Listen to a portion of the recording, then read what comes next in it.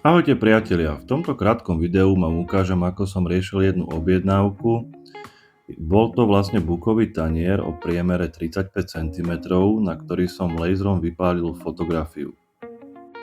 Prácu lasera som veľmi zrýchlil, celkovo to zabralo nejaké 3 hodiny a tu už je výpal na hrubo, ktorý neskôr len zjemne prebrúsim. Takto to už vyzeralo po takom jemnom prebrúsení. Použijem Venus Oil. V popise videa bude kontakt na výrobcu.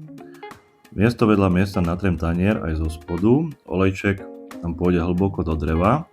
Po zaschnutí použijem Venus Oil ale vosk.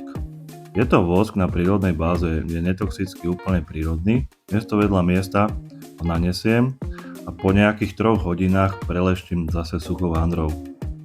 Námed na túto robotu bola originálna historická fotka človeka z oblasti Banskej Bystrice, ktorý bol pastierom. Jeho vnuk si prial zachovať spomienku na ňo a darovať ju ďalej v rodine. Takto sa tradícia a spomienky odovzdávajú z generácia na generáciu a ožívajú históriu priamo v našich domovoch. Ďakujem za zhliadnutie videa. Ahoj.